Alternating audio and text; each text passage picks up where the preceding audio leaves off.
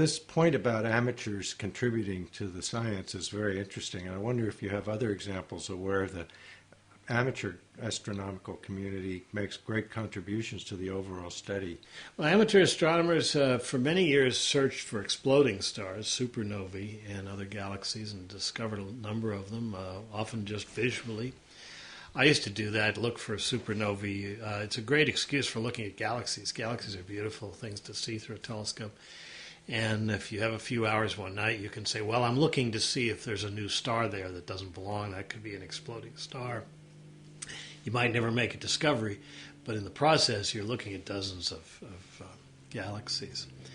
Amateurs have been making contributions in other areas, too, including the detection of what's called the optical counterpart to gamma ray bursts. You get the gamma ray bursts are the most energetic events in the universe. They're created in at least two different ways that aren't at all well understood yet. One of them, the one that we depict in the film, involves the aftermath of an explosion of a star and the creation of a black hole. The gamma ray burst, as it's called, which typically has been traveling through space for billions of years, reaches a satellite, NASA satellite in orbit. The satellite can pinpoint pretty well where it is in the sky, and that satellite automatically sends a message to everyone who wants to hear about it. Everyone who's signed up to hear about this gamma ray burst. My cell phone here gets these gamma ray burst messages about once or twice a day, and I always look at them and to see, are they in my sky? Is it nighttime here? And if you get lucky and you catch one, it's night and you've got a telescope and a camera, you can try to get the optical component. It'll fade away in just an hour or two. But very interesting in terms of understanding the physics of the entire object, because here's an explosion so titanic that you can see it halfway across the observable universe, often further than that. And it's all going to be over in a matter of minutes or hours. So it's a very exciting thing. And the more telescopes that are available, the better the chance of getting that image, and that's why amateurs have been involved. I wonder, how much of our own galaxy can we actually see from Earth? A lot of our own galaxy is blocked from us at the wavelength of visual light by the fact that we're in the disk of the spiral galaxy. It has the dimensions sort of an old vinyl phonograph. Right?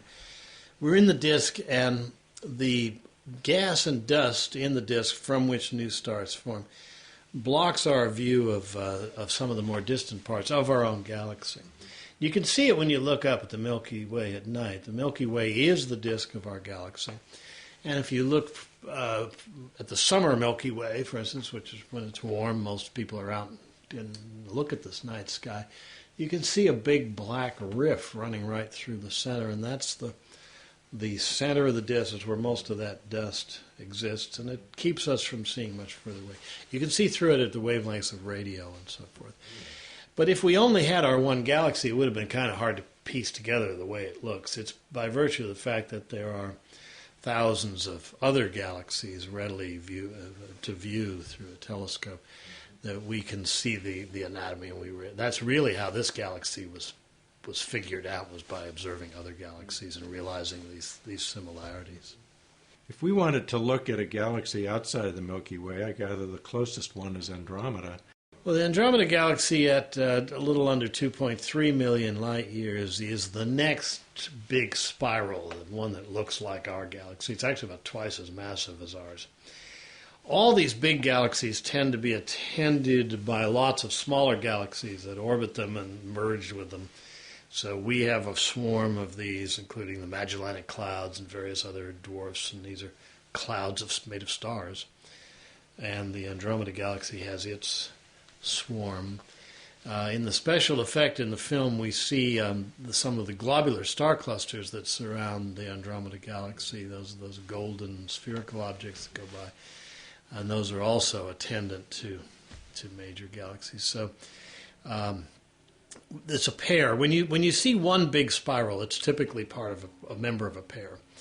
And that's true of us and the Andromeda Galaxy.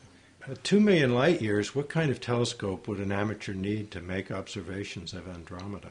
At a really dark sky site, you can see the Andromeda Galaxy without any optics at all, as a patch, fuzzy light in the sky. With binoculars, you immediately get a sense that there is this large oval of gray light.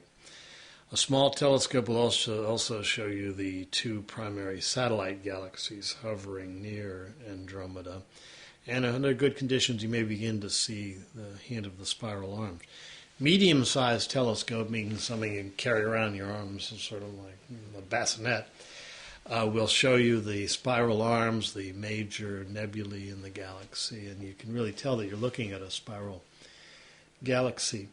All of this is a bit elusive, though. The deep space objects viewed just with the eye don't look like the photos. They don't have those brilliant colors that you see in the photos. The colors are real, but the levels of brightness are too low to trigger the color receptors of the eyes, even through a normal telescope. It takes a pretty big telescope before you start to see those colors in deep space objects.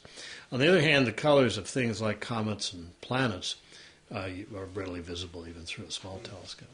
You can see the colors of deep space objects with an exposure of just a few seconds, depending on the size of the telescope.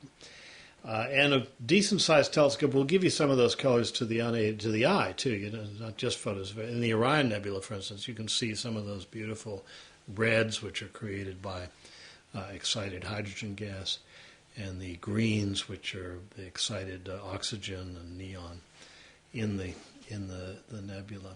Some of the really beautiful color photos that we see in the film, such as Rob Gendler's huge mosaics, where you have a big piece of sky in incredible detail, which was what enabled us in the film to do these huge zoom moves, in which you're at full resolution and yet you're able to go back a factor of 10 or 20. Those photos are typically made by exposing a black and white digital camera, CCD camera, through different filters. You do an unfiltered exposure and 3 filtered exposures with 3 primary colors, and then combine them to get the color. In studying space, we often hear the term used, dark matter. Could you help us understand what that term means? Dark matter is the majority of material in the universe, but it emits no light. Its presence is intuited by the virtue of the fact that it affects objects gravitationally.